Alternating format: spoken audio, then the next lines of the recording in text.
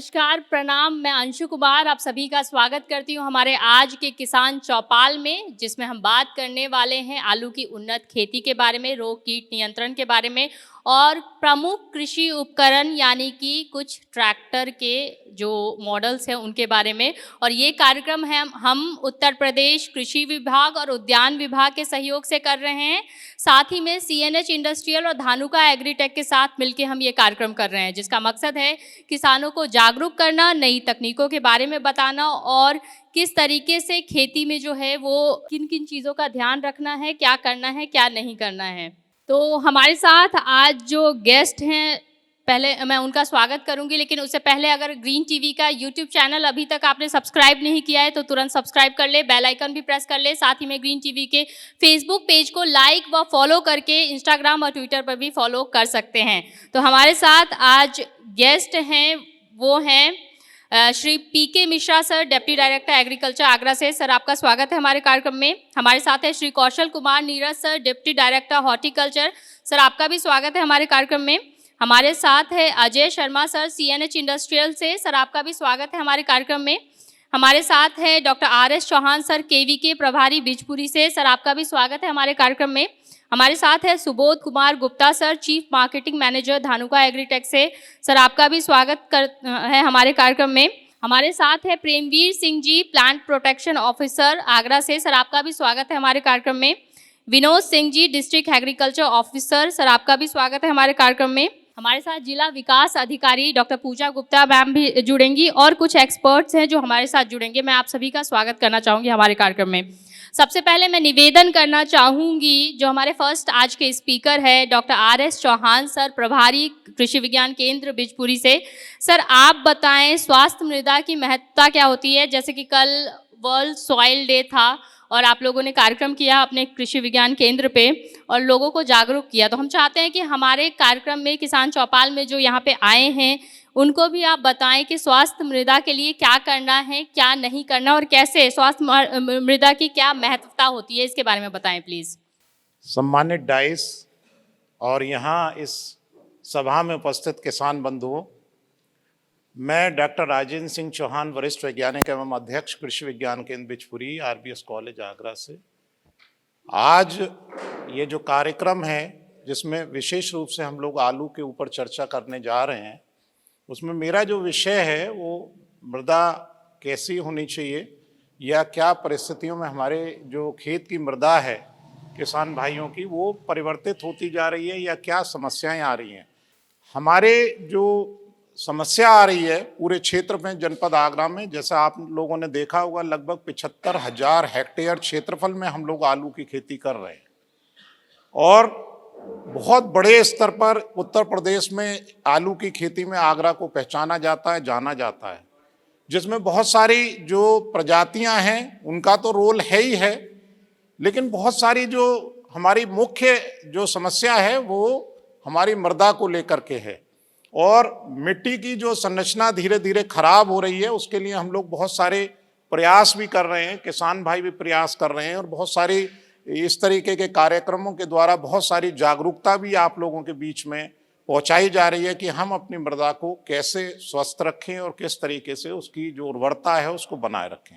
सबसे पहले मैं बात करूंगा कि हमारे जितने भी किसान भाई यहाँ मौजूद हैं, तो जो पहला पहलू है हमारा, हम किसी भी फसल की जब भी कोई उत्पादन लेना चाहते हैं या किसी भी फसल की बुआई करते हैं तो सबसे पहले हमारी जो मिट्टी की संरचना है वो कैसी है या मिट्टी की हम लोगों ने जांच कराई है या मिट्टी के बारे में हमें कितनी जानकारी है वो बहुत आवश्यक होता है। आप लोगों ने देखा होगा कि किसान भाई सीधे सीधे कोई भी यूरिया, DAP, MOP उसके पीछे भागते रहते हैं और कितनी मिट्टी, कितना हमें उर्वरक का प्रयोग करना है इसकी कोई जानकारी नहीं रखते हैं। तो इसलिए माननीय प्रधानमंत्री जी द्वारा हमारा जो मृदा स्वास्थ्य कार्ड योजना चलाई गई उसके तहत आप लोगों की मिट्टी की जांच होना बहुत आवश्यक है। तो पहला तो मेरा सजेशन यही है कि कोई भी किसान भाई किसी भी अगर फसल को बोने जा रहा है, विशेषकर कि आलू में तो ये बहुत ज़्यादा समस्या देखने को आती है कि अगर आप मिट्टी की जांच नहीं करा रहे हैं और जो उल्टा सीधा ढंग से जो फर्टिलाइजर का प्रयोग कर रहे हैं, उर्वरकों का प्रयोग कर रहे हैं, उससे आपकी जो उत्पादन है वो बढ़ नहीं रहा है, बल्कि उसमें बहुत सारी समस्याएं पैदा होती जा रही हैं।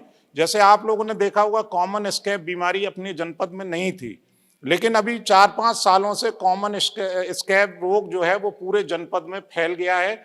यहाँ तक कि ये भी देखने में आया है कि पूरा जो हमारा आलू है, पूरे खेत का आलू हमारे किसान भाई का खराब हो रहा है, उसकी कोई कीमत नहीं मिल रही है। तो सबसे पहले आप लोगों को मिट्टी की जांच करानी चाहिए। दूसरा, कौन सी प्रजाति आप लोग बोने जा रहे हैं उसके अनुरूप आपको पूरी जानकारी होनी चाहिए कि मेरी जो मिट्टी है उसकी संरचना या उस मिट्टी की जो कंडीशन है उसमें ये प्रजाति बहुत ढंग से होगी या नहीं होगी। जैसा अभी आप लोगों ने पीछे भी देखा है कि मिट्टी के बारे में ना जानकारी होते हुए और ना प्रजाति के बारे में जानकारी होते हुए CPRI से एक प्रजाति कुफरी मोहन है जो पूरे जनपद में बोई गई है और बहुत सारी समस्याएं उसके साथ किसान भाइयों के साथ में आई हैं। कहीं जर्मिनेशन नहीं हो रहा है, कहीं आलू सड़ तक गया है। उसके पीछे बहुत सारे ऐसे कारण हैं। हमारे बहुत सारे वैज्ञानिक लोग यहाँ, बहुत सारे एक्सपर्ट बैठे हुए हैं, वो आपको जानकारी देंगे। तो सबसे पहले आपको मिट्टी की जांच करानी है। मिट्टी की जांच कराने के लिए बहुत सारी सुविधाएं हमारी उत्तर प्रदेश सरकार के द्वारा या हमारे केंद्र के पास में भी मृदा परीक्षण प्रयोगशाला है, वहां आप मिट्टी की सैंपल को ला करके उसकी जांच करा सकते हैं। सैंपल को लाना कैसे है ये भी हम लोग लगातार आप लोगों को जानकारी देते रहते हैं कि आपको किस तरीके से अपनी मिट्टी का सैंपल लेना है, खेत की मिट्टी का किस तरीके से कलेक्शन करना है। बहुत सारे किसान भाई यहाँ बैठे हुए हैं, उन्हें यही जानकारी नहीं होती है कि हमें कहाँ से मिट्टी लेनी है, किस तरीके से सैंपलिंग करनी है उसकी। तो ये बहुत ज़्यादा जानकारी आपको होनी आवश्यक है या इसके बारे में जानकारी आपको होनी चाहिए। मिट्टी के सैंपल को आप जब चेक करा लें तो उसमें सबसे पहले जो बात लिखी जाती है वो ये लिखी जाती है कि आपको अपने खेत में कितना फार्म यार्ड मैन्योर या गोबर की खाद कितनी प्रयोग करनी है। हमारे किसान भाई क्या करते हैं कि उस हिस्से को जो सबसे महत्वपूर्ण है उसको हटा देते हैं। उसके बाद में DAP के पीछे भागते हैं, यूरिया के पीछे भागते हैं और अपनी पूरी फसल का जो रूटीन है उसको पूरा खत्म कर देते हैं। क्योंकि आप लोग भली भांति परिचित हैं, DAP से आपको क्या चीज मिलेगी, यूरिया से आपको क्या चीज मिलेगी, लेकिन जो पहला पहलू है जो आपको गोबर की खाद डालनी चाहिए 25 टन प्रति हेक्टेयर, वो कोई भी किसान भाई नहीं डाल रहा है। वो ना डालने से क्या होगा, मिट्टी के अंदर जो कार्बन की मात्रा होनी चाहिए, जनपद आगरा में 0.2 है इस समय। कभी देश आजाद हुआ था तो 0.11 तक हमारा जो है कंडीशन थी और 0.7 तक बहुत समय तक रही। लेकिन आज हमने धीरे धीरे जो ऑर्गेनिक जो पार्ट है, उसका जो महत्वपूर्ण पार्ट है जिसके अंदर हमारी फसल होनी चाहिए, वो हमने खत्म कर दिया। तो सबसे पहली बात, आपको गोबर की खाद का प्रयोग करना है। जब ऑर्गेनिक कार्बन की मात्रा कम होगी तो क्या चीज बढ़ जाएगा? क्या चीज बढ़ रही है? सबसे ज्यादा हमारे जो मृदा का pH मान है वो इंक्रीज कर गया है। वो हमारा 8, 8.5 तक आगरा जनपद का है, जबकि आलू के लिए कितना होना चाहिए? 6 से 6.5 होना चाहिए, अम्लीय होनी चाहिए हमारी मिट्टी। अब किसान को जानकारी, किसान भाई को नहीं है, उसको तो आलू से मतलब है कि मुझे आलू बोना है, आलू लाया, बो दिया, काट के बो दिया। बहुत सारे किसान भाइयों ने इस बार जनपद में आलू को काट करके बोया है। अगर आप सीड के लिए अगर बीज उत्पादन करना चाह रहे हैं तो कभी भी आलू को काट करके नहीं बोया जाता है ना। लेकिन किसान भाइयों ने क्या किया, काट करके आलू को बोया। जब काट करके बोया तो उसका उपचार बहुत सारे हमारी जो फफूंदी नाशक है उनके द्वारा किया जाना चाहिए, उसका एक ढंग है करने का, वो नहीं किया। अगर कर भी दिया है तो उसको उन्होंने कितनी नीचाई में बो दिया। कुफरी मोहन प्रजाति आप बोने जा रहे हैं और आपने जो है 37-97 वाली मशीन से ही उस आलू को बो दिया तो कितना नीचे चला गया आपका आलू। जर्मिनेशन बहुत सारे परसेंटेज में हुआ लेकिन वो वहीं का वहीं बाहर निकल के ही नहीं आ रहा है। इसलिए कृषि विज्ञान केंद्र भी आप लोगों को बार बार सजेस्ट करता है कि आप लोग जब भी कोई फसल की बुआई करने जा रहे हैं या किसी फसल में नए रूप से प्रवेश कर रहे हैं, उसके बारे में पूरी जानकारी लीजिए, उस प्रजाति के बारे में जानकारी लीजिए, उसके बाद ही आपको अपने खेत के अंदर जाना चाहिए। उस फसल को तभी आपको अपने खेत में लगाना चाहिए। अब हमारे यहाँ जनपद आगरा में देखा होगा कि मिट्टी की जो संरचना है वो धीरे धीरे डाउन हो गई, pH मान उसका बढ़ गया, ऑर्गेनिक कार्बन की मात्रा कम हो गई। इसलिए बहुत सारे तरीके, अब बहुत सारी हमारी एजेंसीज हैं जो बहुत सारे तरीके, अभी जनपद में आपने देखा होगा मिट्टी की संरचना को देखते हुए जिप्सम बहुत ज़्यादा मात्रा में सप्लाई किया गया ताकि मिट्टी की संरचना को सुधारा जा सके। क्योंकि आलू के अंदर एक खासियत होती है, जिस मिट्टी में आप बोएंगे उसको उसी का रंग रूप ले लेता है आलू। अगर आप लाल रंग की मिट्टी में बो देंगे तो लाल रंग का आलू आपको मिलेगा, अगर ब्लैक सॉइल में बोएंगे तो ब्लैक कलर का मिलेगा, है ना। तो ये सब देखने की बहुत जरूरत है किसान भाई को। बगैर प्रशिक्षण लिए हुए, बगैर कोई जानकारी लिए हुए आपको कोई भी फसल नहीं लगानी चाहिए। बहुत सारे किसान भाई आपके क्षेत्र में देखा होगा किन्नू की बेल्ट डेवलप हो गई है पूरे क्षेत्र के अंदर। किसी को कोई जानकारी नहीं है कि कैसी मिट्टी है, कितने दिन हमारा पेड़ चलेगा, कितना गहरा गड्ढा हमें खोदना है, कितनी उसमें लंबाई चौड़ाई उस गड्ढे की रखनी है, कितना उसमें हमें फर्टिलाइजर डालना है, कितना हमें गोबर की खाद डालनी है। लिया और कंपनी, कोई भी एजेंसी आई और उसने आपके खेत में किन्नू लगा दिया। अब उसमें कभी डाईबैक रोग आ रहा है, कभी उसके अंदर कोई और बीमारी आ रही है ना, कभी उसमें कीड़ा लग गया। अभी हम लोगों ने पूरे जनपद का एक सर्वे किया, यहाँ बहुत सारे लोग बैठे हुए हैं, बहुत सारे किसान भाई थे, सब सूट बोरर उसमें घुसा हुआ है पूरे किन्नू में। और अगर यही जो कंडीशन देखी गई है, अगर इसी तरीके की कंडीशन रहती है तो किन्नू नहीं बचेगा। किन्नू का जब आपके खेत के अंदर 100 पेड़ों में से आपके 20 पेड़ इन्फेक्टेड हैं तो निश्चित रूप से वो कीड़ा आपके सभी पेड़ों को इन्फेक्टेड कर देगा। धीरे धीरे सूखते जा रहे हैं बाग। तो बात करने की ये है कि जब तक आपको प्रॉपर जानकारी नहीं हो तब तक आप कोई भी फसल न बोएं, उसका सही ढंग से प्रशिक्षण लें, सही ढंग से उसमें काम करें, तभी आप उसमें अपनी आय को भी दुगनी कर पाएंगे, तभी आपको उसमें फायदा होगा। बहुत बहुत धन्यवाद सर। मैं नेक्स्ट जो निवेदन करना चाहूँगी प्लांट प्रोटेक्शन ऑफिसर प्रेमवीर जी हैं। सर आप जो है वो आलू की खेती में आगरा में इस बार क्या हाल है इसके बारे में बताएं। आलू के मेनली जो प्रबंधन, जो प्रोटेक्शन के बारे में अगर बात करें तो प्लीज़। धन्यवाद मैडम। मैं प्रेमवीर सिंह, जिला कृषि रक्षा अधिकारी आगरा। ये बताना चाहूँगा कि वैसे तो मेनली सभी किसान आलू का लंबे समय से यहाँ करते चले आ रहे हैं और उनको बहुत काफ़ी इस क्षेत्र में जानकारी है, लेकिन उसके बावजूद भी कुछ चीज़ ऐसी होती हैं जो कि छूट जाती हैं, जिस पे हम लोग ध्यान नहीं देते हैं। अब आलू की अगर बात करें तो यहाँ ज़मीन की कोई ख़राब तो है नहीं है, क्योंकि अगर ज़मीन खराब होती तो यहाँ आलू ग्रो ही नहीं होता। तो ज़मीन ठीक है और पानी भी ठीक है, इस कारण ही यहाँ आलू की फसल हमारी हो रही है।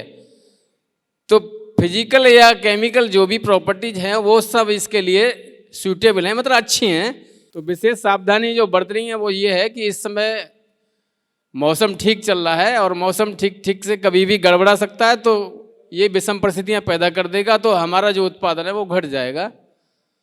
अब देखिए आलू की अगर बात करें तो इसमें डिजीज का जो है, इंसेक्ट का बहुत ज़्यादा प्रकोप यहाँ आगरा डिस्ट्रिक्ट में तो होता नहीं है, लेकिन फिर भी मैं बता दे रहा हूँ। लेकिन डिजीज का जो है होता है तो वो 3 दिन में पूरा फसल आधा लगभग 50% डैमेज हो जाती है और किसी को पता ही नहीं चलता कि क्या और हो गया और कब हो गया।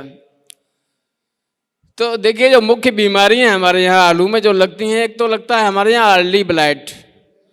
अर्ली ब्लाइट का लगभग टाइम जो है ख़त्म होने जा रहा है, लेकिन फिर भी अगर मौसम की कंडीशन अगर चेंज होती है तो देर नहीं लगेगी, 3 दिन में वो पूरी फसल को इफेक्टेड कर देता है। अब ये जो रोग है, ये जो पुरानी पत्तियाँ, ओल्डर लीव्स जो होती हैं हमारी, जो पुरानी पत्ती होती है वहाँ से शुरुआत करता है, वो सबसे पहले इससे प्रभावित होंगी, सिकुड़ने लगती हैं।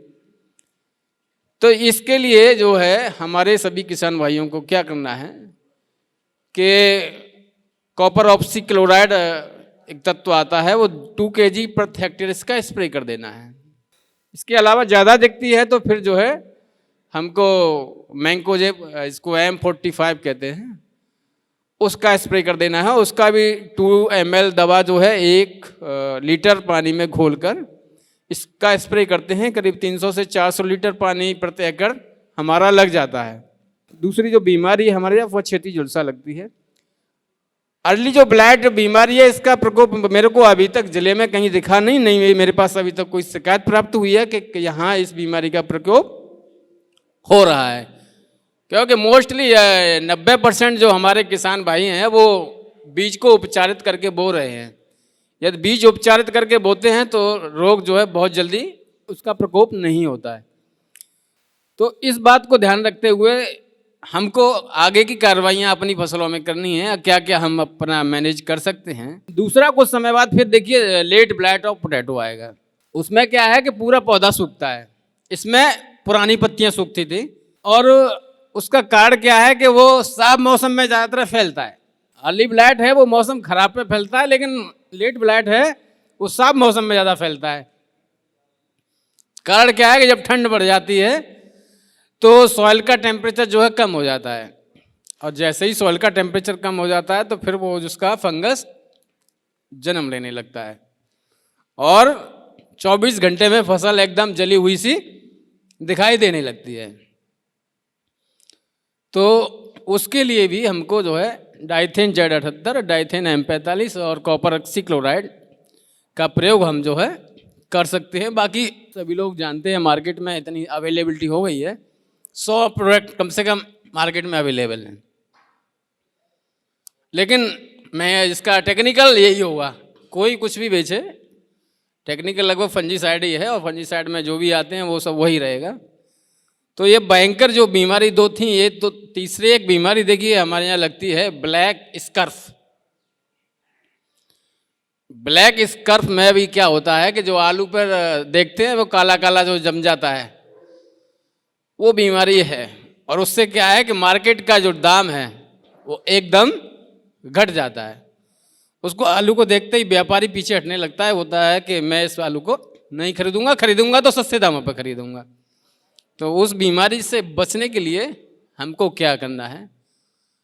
वैसे तो उसको बचने का बहुत ज़्यादा क्या है, या तो क्रॉप रोटेशन आपको चेंज करना पड़ेगा, दूसरा ये है कि जहाँ एसिडिक सॉइल है, जहाँ क्ले सॉइल है, जहाँ पानी का भराव अधिक होता है, वो बीमारी वहाँ ज़्यादा पनपती है।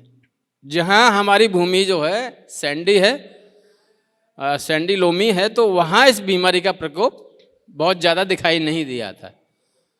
लेकिन जहाँ थोड़ी पानी का भराव होता है तो वहाँ इस बीमारी का प्रकोप बहुत ज़्यादा होता है। इसको ख़त्म करने के लिए बहुत अच्छा कारगर उपाय है कि जो साव डस्ट है, आरी के कटने के लकड़ी के बाद जो बचती है, जो चूरा लकड़ी का, जब लकड़ी काटते हैं ना तो उसके बाद जो चूरा बचता है वो 10 कुंटल प्रति हेक्टेयर इसका प्रयोग करना पड़ता है। बहुत अच्छा कारगर उपाय है, लेकिन अवेलेबिलिटी थोड़ा कम होगी। तो ये जो है मुख्य तय हमारी फसल के जो उत्पादन है और मार्केट वैल्यू है उसको प्रभावित करता है। तो ये तीसरा जो डिजीज था जिससे पैदावार में असर नहीं पड़ता बल्कि क्वालिटी पर असर पड़ता है। क्वालिटी खराब हो जाएगी, प्रोडक्शन डाउन नहीं होगा। तो क्वालिटी इंप्रूव करने के लिए हमारे किसान भाई सभी इसको बचाएंगे अपनी फसल को। अगला एक डिजीज आता है वो वाट डिजीज है जो कि आलू में लगता है। हालांकि आगरा क्षेत्र में इस डिजीज को अभी मैंने तो देखा नहीं है, लेकिन कुछ जो एरियाज हैं जैसे डिस्ट्रिक्ट दार्जिलिंग है वेस्ट बंगाल का, वहाँ बहुत ज़्यादा पाया जाता है। इसमें क्या है, आलू में जो है वो कुल्ले टाइप के और पौधा उगने लगता है, इस टाइप का हो जाता है। तो ये जो डिजीज है ये आलू की क्वालिटी को खराब करता है, प्रोडक्शन को प्रभावित नहीं करता है। तो ये 3-4 जो बीमारी हैं। उसके बाद अभी डॉक्टर साहब हमारे कह रहे थे कॉमन स्कैब का यहाँ प्रकोप जो है बढ़ गया है। हालांकि वो भी जो डिजीज था वो हिली एरियाज में था, लेकिन धीरे धीरे जो है क्या है कि बीज हम जो है कहीं से खरीदते हैं तो वो बीमारियाँ धीरे धीरे करके इधर भी पनपने लगती हैं। तो उससे भी क्या है कि हमारी आलू की जो क्वालिटी है, अभी जो बात करते हैं हम, आलू की क्वालिटी अगर ठीक नहीं होगी तो फिर एक्सपोर्ट नहीं होगा, और एक्सपोर्ट नहीं होगा तो वैल्यू हमारे पास जो उसका मूल्य है वो भी कम मिलेगा। तो ये जितनी भी जो बीमारी हैं वो इसको उत्पादन को प्रभावित बहुत ज़्यादा नहीं कर रही हैं, लेकिन आपकी क्वालिटी को प्रभावित बहुत अधिक कर रही हैं। कॉमन स्कैब के लिए फिर आपको करना क्या है कि जो भी एसिड फॉर्मिंग फर्टिलाइजर्स हैं जो कि मृदा में अम्लता पैदा करते हैं, उन फर्टिलाइजर का आपको प्रयोग करना पड़ेगा। या फिर बीज को 0.1% मर्क्यूरी क्लोराइड से बीज को उपचारित करना पड़ेगा। उसको जो है डिप कीजिए। दूसरा, एक कॉमन स्कैब के लिए बोरिक एसिड 3% का अगर घोल बना के आप जो है उसको उपचारित कर लेते हैं तो बहुत अच्छा इसका रिजल्ट है, कॉमन स्कैब बीमारी जो है नहीं आएगी। तो ये 3-4 जो बीमारियां थीं, बाकी और भी बीमारी लगती हैं, लेकिन इस क्षेत्र में ऐसा इसका कोई प्रकोप नहीं पाया गया है। धन्यवाद। बहुत बहुत धन्यवाद सर। हमारे साथ डीडीओ मैम जुड़ी है। मैम, आपका बहुत बहुत स्वागत है हमारे कार्यक्रम में। मैं चाहूँगी मैम जो यहाँ पे किसान हैं उनको आप संबोधन करें कुछ शब्दों में। मैं आप सभी का स्वागत करती हूँ इस आलू में रोग और कीट नियंत्रण व प्रमुख कृषि उपकरण की चर्चा पर। और मैं धन्यवाद देती हूँ हॉर्टिकल्चर विभाग का और एग्रीकल्चर विभाग का, जिसने मुझे मौका दिया कि मैं आप सबके बीच में आऊँ और जानूँ कि हमारा वास्तविक कृषि है क्या। जैसा आप सभी लोग जानते हैं कि 70% जो भारत है आज भी कृषि पर निर्धारित है, निर्भर है। तो आप लोगों के बिना हमारा देश कुछ नहीं है। अगर आप तरक्की करेंगे तभी हम तरक्की करेंगे। अतः मैं उम्मीद करती हूँ कि ये जो हमने आज किसान चौपाल इतना आयोजित किया है, हमारे हॉर्टिकल्चर के अधिकारियों ने और हमारे एग्रीकल्चर के अधिकारियों ने इतने सारे लोगों को एक साथ जोड़ा है, इस सभी का लाभ आप सब पूरा उठा के जाएंगे और अपने घर जाकर और किसानों को भी इसके बारे में ज़रूर बताएंगे। धन्यवाद। मैम, ये कार्यक्रम जो है और किसानों तक पहुंच सकें इसलिए ग्रीन टीवी हम डिजिटली 13 लाख से ज़्यादा किसान हमारे साथ जुड़े हुए हैं और ये पूरा रिकॉर्ड हो रहा है। इसको एडिट करके हम अपने प्लेटफॉर्म पे देंगे जिससे ज़्यादा से ज़्यादा किसानों तक पहुंच पाएँ। आपका बहुत बहुत धन्यवाद मैम यहाँ आने के लिए। अब हम डिस्कशन करेंगे जो आज का हमारा मेन विषय है, रोग कीट नियंत्रण, इसके बारे में आलू की खेती के बारे में और कुछ कृषि उपकरण यानी कि हम ट्रैक्टर के बारे में बताएंगे, जिसमें CNH इंडस्ट्रियल और धानुका एग्रीटेक जो है वो एक्सपर्ट होंगे। और साथ में मिश्रा सर से भी हम जानेंगे कुछ योजनाओं के बारे में, स्पेशली इंश्योरेंस से रिलेटेड जो कुछ योजना है। और कल 50 दिन का जो है एक एक्टिविटी शुरू किया है एग्रीकल्चर विभाग ने, उसके बारे में जानेंगे। लेकिन सबसे पहले मैं बुलाना चाहूँगी सुबोध गुप्ता सर को, जो कि चीफ मार्केटिंग मैनेजर है धानुका एग्रीटेक से। सर, आप आइए और बताइए आलू में मृदा और रोग प्रबंधन के बारे में हमारे किसानों को। पूछिए किसी भी किसान से, छोटा हो या बड़ा, कितना बेशकीमती होता है उसके लिए जमीन का एक टुकड़ा। जमीन के उस टुकड़े में हर किसान सपने बोता है। कड़कती धूप हो या आंधी तूफान, फसलों में खुद उगता है, फसलों के साथ सोता है। जानता है मौसम के मिजाज पर उसका बस नहीं है। मेहनत, लगन, उम्मीद, जुनून, बस यही उसकी जिंदगी है। सींचता है खेत को अपने पसीने से, धानुका पर विश्वास से, हौसलों से अपने सीने के। महज अन्नदाता कहने से काम नहीं बनता है। ऐ किसान, तुझे पूरे देश का प्रणाम तो बनता है। धानुका, इंडिया का प्रणाम हर किसान के नाम। भाइयों को मेरा नमस्कार, सभी को प्रणाम। मेरा नाम सुबोध कुमार गुप्ता है। तो सबसे पहले धानुका एक कॉरपोरेट ब्रांडिंग प्रोग्राम जो है पूरे भारतवर्ष में हमारे सभी किसान भाइयों को एक डेडिकेट कर रही है, जिसे हम कहते हैं कि इंडिया का प्रणाम हर किसान के नाम। तो हमारे जितने किसान भाई हैं जिन्होंने कभी भी रुके नहीं, वो कोविड के समय में सिर्फ खेती ही थी, कृषि ही था जो आगे बढ़ रहा था। सारा व्यवसाय सब कुछ रुक चुका था, लेकिन हमारे किसान भाई कभी भी पीछे नहीं हटे। धानुका के साथ लाखों लोगों ने किया। किसानों को उनके समर्पण, दृढ़ संकल्प और धैर्य के लिए प्रणाम, क्योंकि हमारा मानना है कि किसानों को महज अन्नदाता कहने से काम नहीं बनता है, कहना काफ़ी नहीं है। तो इसीलिए आप भी जुड़ें और इस अभियान में इंडिया का प्रणाम हर किसान के नाम में साथ जुड़े। किसान भाइयों, अभी हमने जो मृदा दिवस है कल हमने मनाया, और मैं मानता हूं कि मृदा को हम माँ के समान मानते हैं। और अगर हम इसे माँ के समान मानते हैं तो हम सभी को अपनी माँ की फिक्र जो है, चिंता जो है वो होनी चाहिए और हमें करनी चाहिए। तो इसी के तहत हम ऐसा क्या कर सकते हैं कि जो हमारी मिट्टी में, हमारी माटी में जो न्यूट्रिएंट हैं उनका अपटेक अच्छे से हो सके। पौधा पूरा भोजन जो है वो अच्छे से ले सके। कुछ ऐसे इनसॉल्यूबल फॉर्म में न्यूट्रिएंट्स रहते हैं जिनका अपटेक नहीं हो पाता है, और उनका भी अपटेक हो सके उसके लिए हमें क्या करना चाहिए। किसान भाइयों, माइकोर जो है एक बायो फर्टिलाइजर है जो कि AMF तकनीक से बना है, जिसे हम high yielding technology HYT technology बोलते हैं।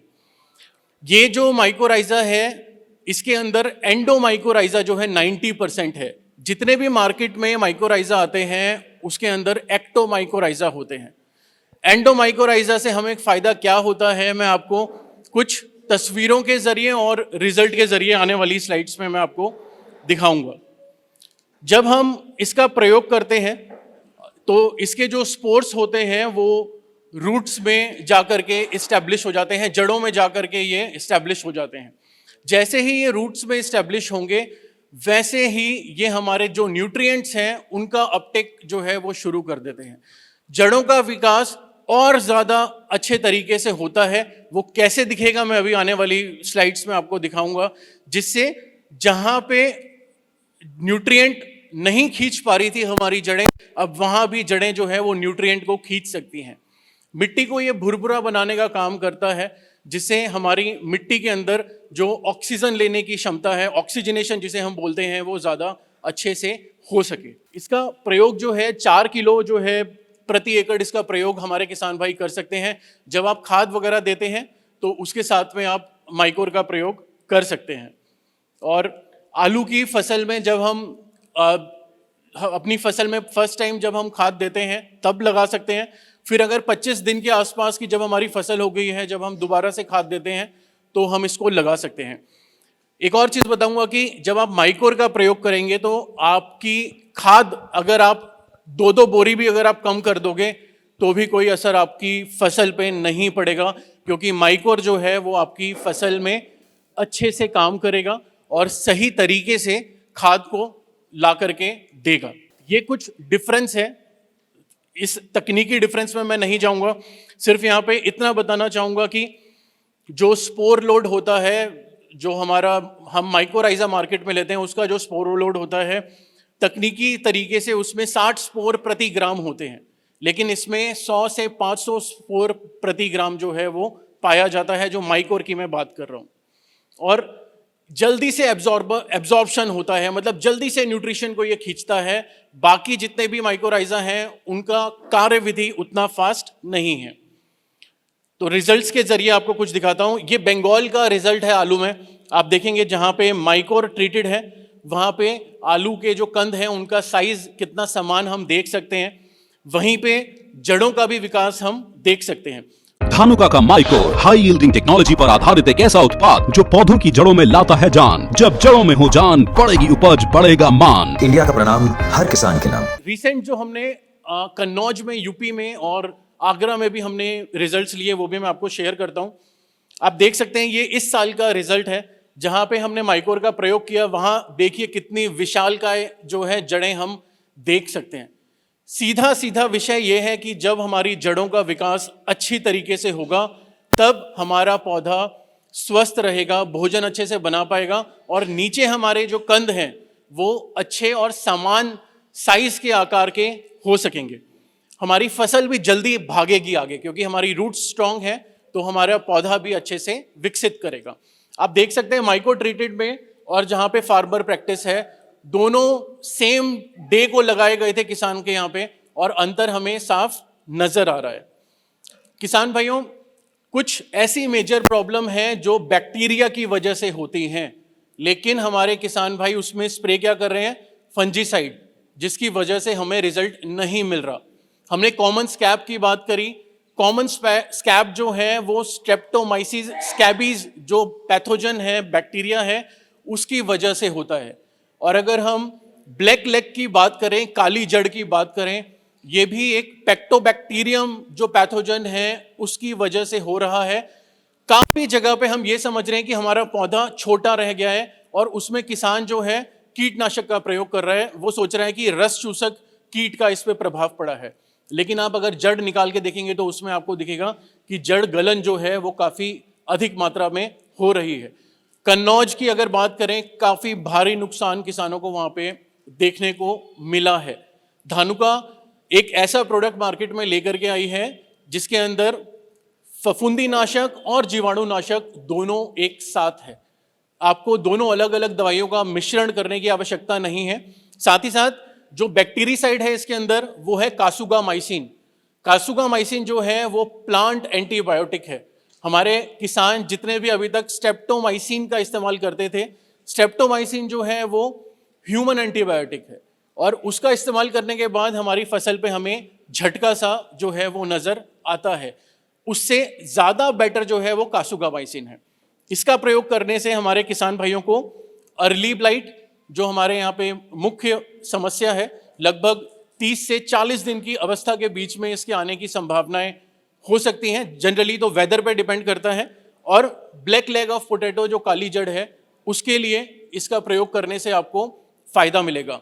कोनिका का प्रयोग 300 ग्राम प्रति एकड़ के हिसाब से आप अपने खेत में कर सकते हैं।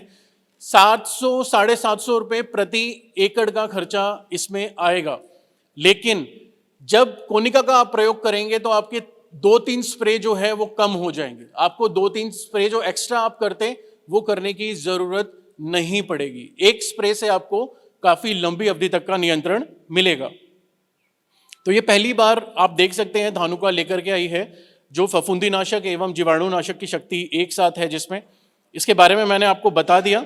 मैं अब आपको डोज भी मैंने आपको बताई और इसके साथ में कोई भी और दवा मिक्स नहीं करनी।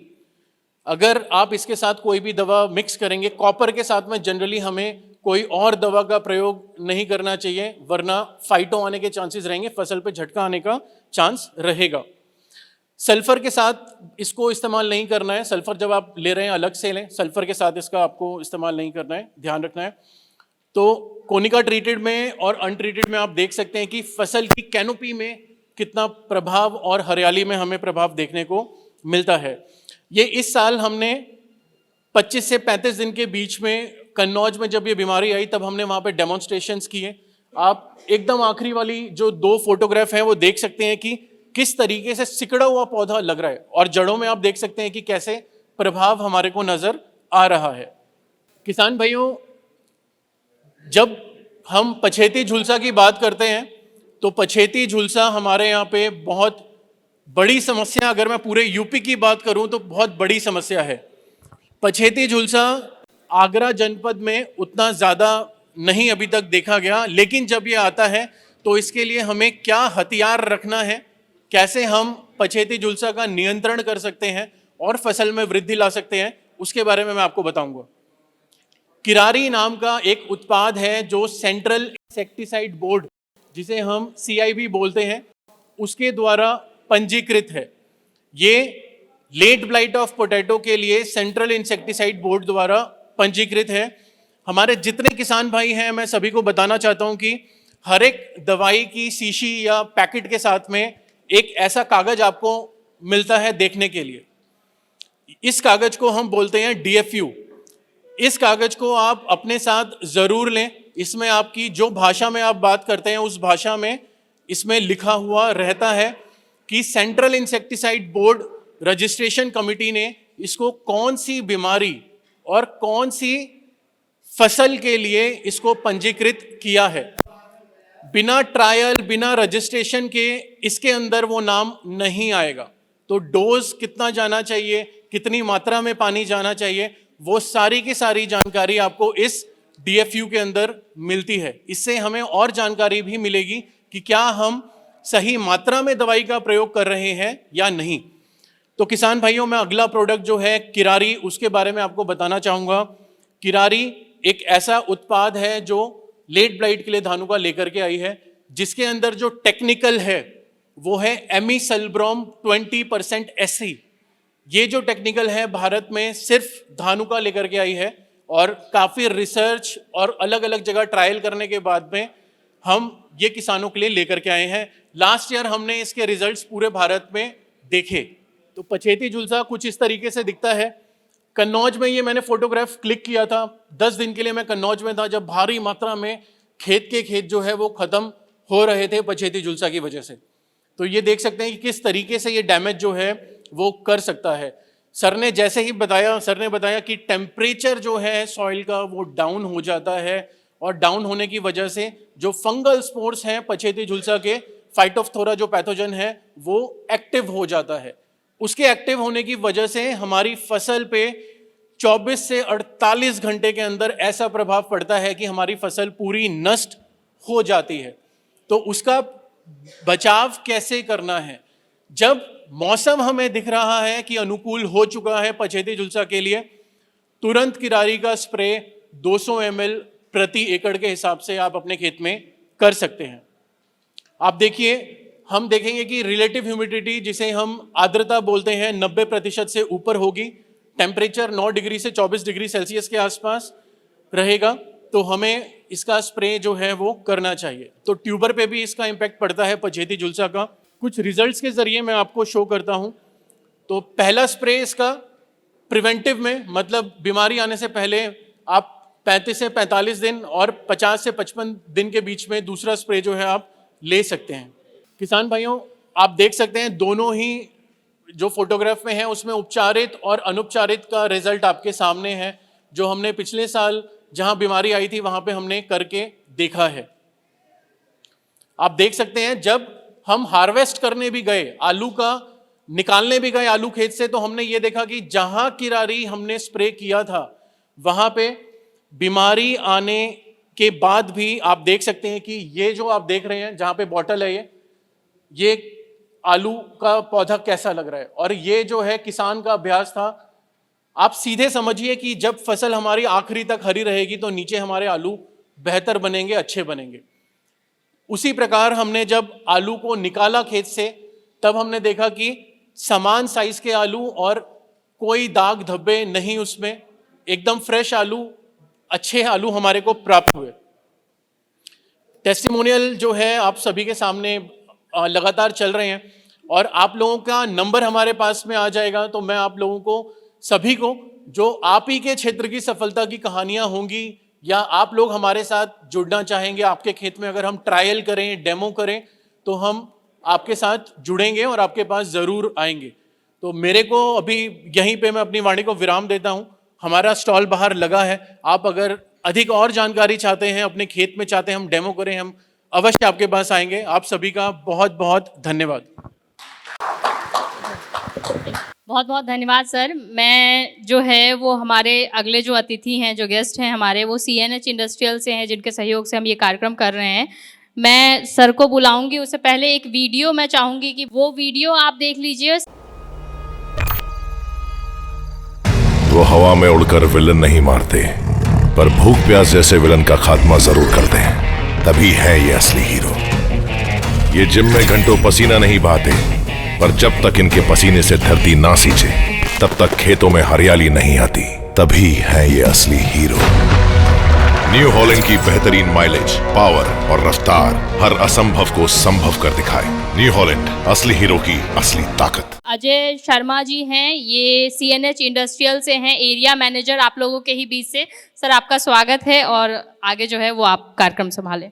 मैं Ajay Kumar Sharma new Holland tractor की तरफ से नमस्कार करता हूं। जैसा कि मेरे पहले आप मिट्टी के बारे में, मिट्टी के रखरखाव के बारे में, फसल कौन सी लगनी चाहिए और कैसे लगनी चाहिए, उसका कैसे संरक्षण करना है विभिन्न बीमारियों से, ये सब आप जान चुके हैं और भली भांति आपको बताया भी है। अब उसको लगाना किससे है, तो वो आपके सामने पेश है। न्यू हॉलैंड ट्रैक्टर विश्व की एक अग्रणी कंपनी, जो ट्रैक्टर के एग्रीकल्चर में व एग्रीकल्चर इम्प्लीमेंट में विश्व में नंबर 1 पर आती है। मैं इसके बारे में आपको आगे बताना चाहूँगा। न्यू हॉलैंड वर्ल्ड वाइड एक ब्रांड है अपने आप में, और यह विश्व के 180 देशों में कार्यरत है। न्यू हॉलैंड का जैसा आप देख रहे हैं 12 ब्रांड हैं। विश्व भर में, और 54 R&D जिसको रिसर्च एंड डेवलपमेंट सेंटर कहते हैं वो हैं, 66 प्लांट हैं और 180 देश में मैंने आपको बताया ही कि काम करते हैं। और यह विश्व की लगभग 125 साल पुरानी कंपनी है। ये आप आगे देख रहे हैं, जैसे फिएट कार है, जीप कंपास है, शायद आप नहीं जानते होंगे, लेकिन ये सब न्यू हॉलैंड के प्रोडक्ट हैं। जैसा कंपनी का नाम है CNH industrial, case new Holland, ये आप देख रहे हैं। कंपनी शुरुआत हुई केस और धीरे धीरे मर्जर करते हुए यहाँ तक कंपनी पहुँची है। ये हमारे प्रोडक्ट हैं। इंडिया में हम आज की डेट में 30 हॉर्स पावर से लेके और 90 हॉर्स पावर तक का ट्रैक्टर 2 व्हील और 4 व्हील में बनाते हैं, जिसका प्लांट, जो कि भारतवर्ष की एकमात्र कंपनी है कि आपके गृह प्रदेश में है, वो है ग्रेटर नोएडा में। मात्र न्यू हॉलैंड एकमात्र ऐसी कंपनी है इंडिया की जो आपके गृह प्रदेश में है, ग्रेटर नोएडा में। और वैसे जो हम ट्रैक्टर बनाते हैं वो 20 हॉर्स पावर से लेके और लगभग 700 हॉर्स पावर तक का ट्रैक्टर न्यू हॉलैंड विश्व भर में बनाती है। ठीक है जी। इसके साथ साथ हम एग्रीकल्चर इम्प्लीमेंट भी बनाते हैं, जैसे combine harvester, sugar cane harvester, baler, ये सब बनाते हैं। जब हम आलू की बेल्ट में बैठे हैं तो आलू के बारे में ही बात होना चाहिए, सबसे बेहतर वही है। जैसा मेरे से पहले भी बताया कि मिट्टी में ऑक्सीजन ज़्यादा होगी तो फसल की पैदावार अच्छे से होगी। तो उसके लिए सबसे बड़ी बात है कि जुताई भी गहरी होनी चाहिए, और गहरी जुताई करने के लिए ट्रैक्टर भी दमदार होना चाहिए, उसकी लिफ्टिंग कैपेसिटी वगैरह अच्छी होनी चाहिए। वो न्यू हॉलैंड के पास अवेलेबल है। ये हमारा जो भारतवर्ष है, वहाँ पे हम कहाँ हैं। ग्रेटर नोएडा में हमारा ट्रैक्टर का प्लांट है, जहाँ पर पूरे भारतवर्ष में ट्रैक्टर जाते हैं और विदेश में भी यहाँ से ट्रैक्टर जाता है। फिर दूसरा प्लांट है हमारा पुणे, जहाँ पर एग्रीकल्चर इम्प्लीमेंट बनते हैं, जैसे combine harvester, sugar cane harvester, baler, rake, ये सारा पुणे में बनता है। तीसरा प्लांट है जो हमारा इंदौर MP में है, और वहाँ पर कंस्ट्रक्शन इक्विपमेंट बनता है। अब आप ये सोचेंगे कि एक एग्रीकल्चर वाली कंपनी और कंस्ट्रक्शन के इक्विपमेंट भी बनाती है। ये कंपनी सभी में है, एग्रीकल्चर, फायर फाइटर, जो भी आप देखेंगे, जहाँ देखेंगे कॉमर्शियल, सभी में न्यू हॉलैंड अवेलेबल है। धीरे धीरे विशेषताएं आती गई और आपके सामने जो आज ट्रैक्टर है वो पेश है। ठीक है सर। 12+3 और हाइट लिमिटर के बारे में आप शायद नहीं जानते हो। हाइट लिमिटर वो है जो आप जब लिफ्ट का काम करते हैं तो लिफ्ट आप ऑटोमेटिक उठाएं और ऑटोमेटिक गिराएं, उसकी गहराई फिक्स हो जाए। ये नहीं है आप लीवर से ऊपर नीचे करते रहें, उससे आपकी गहराई एक समान पूरे खेत में नहीं आएगी। जो जैसे बीज का, दवाई का समान रूप से तभी हो पाएगा जब लिफ्ट भी एक साथ एक गहराई के बराबर काम करेगी। उससे आपकी फसल एक समय पे सारे खेत में निकलेगी और एक साथ एक बराबर बढ़ेगी। जो शुरुआत से न्यू हॉलैंड आया वो अपने मोस्टली जो फीचर्स हैं वो आज भी हैं, और शुरू से हम लेके आए थे। पावर स्टीयरिंग, लोग ये सोचते थे कि भाई पावर स्टीयरिंग नहीं लेंगे, हंसते थे उस टाइम, बड़ा ट्रैक्टर नहीं लेंगे। न्यू हॉलैंड ने जो शुरुआत की यहाँ पर वो 70 हॉर्स पावर से की थी और पावर स्टीयरिंग के साथ की थी। आज आप देख रहे हैं मोस्टली ट्रैक्टर पावर स्टीयरिंग है और बड़े बड़े ट्रैक्टर सभी किसान खरीद रहे हैं। आप पीछे जाएंगे, अगर आज से 4, 5, 6 साल पीछे, तो हो सकता है जो ट्रैक्टर आप यूज कर रहे थे 35 हॉर्स पावर 40 हॉर्स पावर, लेकिन आज आप देख रहे हैं 5 साल में कितना बदल गया है। 5 से 6 साल में आपका ट्रैक्टर पहुंच गया 41 से 50 और 55 हॉर्स पावर तक। 2 व्हील से बदल के 4 व्हील की तरफ बढ़ रहा है, धीरे धीरे 4 व्हील में कन्वर्ट हो रहा है। उसका मेन रीज़न है कि हमें उत्पादकता भी ज़्यादा चाहिए, काम भी जल्दी चाहिए और जुताई गहरी चाहिए। गहरी जुताई होगी, कुछ आलू की जो बीमारियां हैं वो गहरी जुताई से भी ख़त्म होती हैं और उसमें बड़ा ट्रैक्टर 4 व्हील ड्राइव आसानी से काम करता है। क्योंकि आप आलू का काम करते हैं तो 1 फुट की गहराई तक मोस्टली ट्रैक्टर जुताई करते हैं। उसके बाद एक लेयर बन जाती है और उस जो भी कीटाणु रोगाणु जो भी होते हैं वो उसके बाद नीचे जाके छुप जाते हैं। अगर हम उस लेयर को तोड़ देंगे तो वो बीमारी आपकी खत्म हो जाएगी। और वो किससे होगा? जो ट्रैक्टर दमदारी से और गहरी जुताई करेगा। तो उसमें ना तो स्लिपेज होना चाहिए, तभी आप आगे बढ़ पाएंगे। वो न्यू हॉलैंड के पास अवेलेबल है। आप ये देख रहे हैं अलग अलग एप्लीकेशंस में सभी में न्यू हॉलैंड काम करता है, चाहे वो एग्रीकल्चर से रिलेटेड हो कोई भी, ठीक है जी। और इसमें आप एप्लीकेशंस भी देख रहे होंगे, शुगर कैन हार्वेस्टर भी है, नया नाम आप सुनेंगे बेलर है। तो ये सब एग्रीकल्चर से ही रिलेटेड है। बेलर वो मशीन है, अभी मैं यहाँ पे खड़ा था और कुछ किसान भाइयों से हम बात कर रहे थे तो ये कह रहे थे कि भाई हमें यहाँ पे जो पराली है, पराली पे गवर्नमेंट रोक लगा रही है, उस पराली को अगर इधर ला दिया जाए तो उसकी खपत हो जाएगी, ठीक है जी। पराली का बेस्ट सॉल्यूशन है बेलर और इस पे गवर्नमेंट बहुत तेजी से काम कर रही है। और बेलर का भी एक अपना बिजनेस है। जैसे आप मिट्टी को कॉम्पैक्ट करके ईंट बनाते हैं, ठीक है जी, मिट्टी को कॉम्पैक्ट करके ईंट बनाते हैं, वैसे ही बेलर पराली को कॉम्पैक्ट करके स्क्वायर और राउंड में बेल करता है।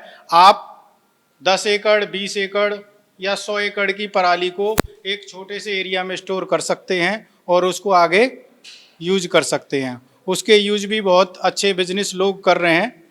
उसका यूज जैसे आपका जो गेट बन रहे हैं प्लाई वाले, वो इसी से बन रहे हैं। आपके फिरोजाबाद में गिलास की जो इंडस्ट्री है उसकी पैकिंग पराली से होती है, ठीक है जी। तो ये पराली का बहुत अच्छा बिजनेस है। उसके साथ साथ ये हमारी ट्रैक्टर की सीरीज हैं, एक्सल सीरीज, TX सीरीज और NX सीरीज, और आप लोगों ने इनको चलते हुए भी देखा होगा और कुछ किसान भाई इसमें से चला भी रहे होंगे। न्यू हॉलैंड वो ट्रैक्टर है जो ताकत में और डीजल कंजप्शन में और ट्रैक्टरों से कई गुना बेहतर है। आप कोई भी इम्प्लीमेंट चलाएं, बेधड़क चलाइए, ट्रैक्टर की जो लाइफ है वो और ट्रैक्टरों से बहुत ज़्यादा है। अब आते हम ट्रैक्टर का, जैसे हॉर्स पावर वाइज है हमारा, ठीक है जी। 35 हॉर्स पावर में भी हमारे पास है, मैकेनिकल और पावर स्टीयरिंग दोनों में है, 12 और 13 टायर में दोनों में है। उसके बाद और दूसरा, किसी भी ट्रैक्टर में जब आलू की आप खुदाई करते हैं तो आलू की खुदाई के साथ PTO काम करती है। PTO की स्पीड करती है सर, वो स्पीड है और ट्रैक्टरों के पास नहीं है जो न्यू हॉलैंड के पास है। न्यू हॉलैंड ट्रैक्टर के पास PTO की 7 स्पीडें हैं, 7 स्पीड, ठीक है जी। स्टैंडर्ड, रिवर्स और हर गियर में, ठीक है जी, गियर के हिसाब से PTO स्पीड। तो जैसे आपको ज़रूरत है स्पीड बढ़ाने की, वैसे आप स्पीड बढ़ा सकते हैं। पीछे PTO की ट्रैक्टर उसी स्पीड पर चलता रहेगा और आलू की सफाई आपकी अच्छे से आएगी। 3037 TX जो मैं आपको बता रहा था, एप्ट्रा PTO, ये वही नाम है, एप्ट्रा PTO, 7 PTO स्पीड वाला। लिफ्टिंग कैपेसिटी आप देख रहे होंगे 39 हॉर्स पावर से हमारे पास 1800 केजी है। और जो यहाँ पे ट्रैक्टर चल रहे होंगे, शायद ही किसी ट्रैक्टर की इस हॉर्स पावर में इतना लिफ्टिंग क्षमता हो। और लिफ्टिंग क्षमता अच्छी होगी तो आलू की बुवाई आपकी अच्छी होगी और अच्छे से जो स्मूथ, आप जो झोरा पे बोलते हैं कि अच्छी सी चिकनाई आनी चाहिए, ठीक है जी, वो आपको ये ट्रैक्टर देगा। ये 4 व्हील और 2 व्हील दोनों में अवेलेबल है।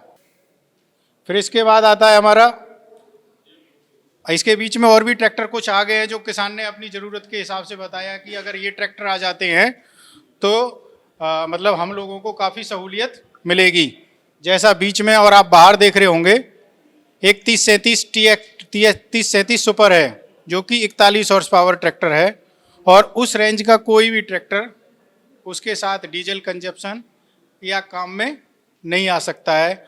उसमें वो सारे फीचर्स हैं जो यहाँ पे आप देख रहे हैं, 1800 केजी की लिफ्ट, ठीक है जी, और 7 PTO स्पीड, पावर स्टीयरिंग, ये सब अवेलेबल है। वैसे ही दूसरा ट्रैक्टर है 3600 हेरिटेज। वो क्यों रखा है 3600 हेरिटेज? विरासत। फोर्ड 3600 आप लोगों के सबके नाम जुबान पे था, वही ट्रैक्टर फोर्ड 3600 आपके सामने बाहर खड़ा हुआ है, नए रंग रूप में। काम वही है, ताकत वही है, क्षमता वही है उसकी, लेकिन रूप उसका थोड़ा बदला हुआ है। और इसके बाद हमारा 50 हॉर्स पावर में 3600-2, 3630 सुपर, 5510, ये सारे ट्रैक्टर 50 हॉर्स पावर में। जिस किसान को जैसा ट्रैक्टर चाहिए, क्योंकि आज की डेट में जो सबसे बड़ी इंडस्ट्री है ट्रैक्टर की, आगरा में जो ट्रैक्टर की सबसे बड़ी इंडस्ट्री है वो 45 से और 50 हॉर्स पावर की है। कॉस्ट तो सर आप डीलरशिप पे मिलेंगे तो आपको पूरा बताएंगे, हमारे डीलर भी यहाँ पे बैठे हैं। देखिए ट्रैक्टर की हॉर्स पावर आपको लिखी हुई है 49.5, ठीक है, और पीटीओ की उसके जस्ट नीचे लिखी हुई है 46 हॉर्स पावर। देखिए अगर आप इस पे बात करते हैं कि 46 हॉर्स पावर बताएं, तो आप जितने भी लोग ट्रैक्टर चला रहे हैं, ठीक है सर, उन ट्रैक्टरों की पीटी हॉर्स पावर पूछिए, वो इससे नीचे चली जाएगी। मैं वही कह रहा हूं, उन ट्रैक्टरों की पीटी हॉर्स पावर इससे नीचे चली जाएगी, और वो जबकि बताते हैं हॉर्स पावर अपने ट्रैक्टर की ज्यादा। लेकिन जब आप काम के बारे में आएंगे जी, अब माइलेज तो देखो वैसे काम के हिसाब से है, लेकिन आप जब कंपटीशन करेंगे, जो भी आप काम कर रहे हो, जिस भी ट्रैक्टर से कर रहे हो, उसमें ये आपको उससे माइलेज आपको बेहतर देगा, 100% देगा, ठीक है सर। और दूसरा, इसमें आप देख रहे होंगे 2000 केजी की लिफ्ट क्षमता है, जो किसी भी ट्रैक्टर में नहीं मिलेगी। यहाँ तक कि हम 2500 केजी तक लिफ्ट क्षमता देते हैं। और ये एक नया फीचर्स आप देख रहे होंगे, रोप्स कैनोपी। ये शायद कोई कंपनी, ट्रैक्टर कंपनी देती है, लेकिन न्यू हॉलैंड अपने हर मॉडल में जिसमें ज़रूरत है किसान को, उसमें ये मिलता है। और इसके फीचर्स फ़ायदे कुछ किसान लेते भी हैं, ठीक है जी। ये पूरे ट्रैक्टर के वजन को अपने ऊपर ले जाती है, बाई चांस कोई अनहोनी होती है तब ये अपने पूरे वजन को अपने ऊपर ले लेती है। ये 90 हॉर्स पावर ट्रैक्टर है, और ये ट्रैक्टर भी मतलब अभी तक किसी भी कंपनी का बड़ा ट्रैक्टर इस क्षेत्र में नहीं आया है। आलू की बेल्ट में, आलू की बेल्ट में आपके न्यू हॉलैंड का 90 हॉर्स पावर भी चल रहा है, और 75 हॉर्स पावर तो मोस्टली चल ही रहे हैं। ये 90 हॉर्स पावर ट्रैक्टर आपके यहाँ आसपास में इगलास में बड़े अच्छे से चल रहा है।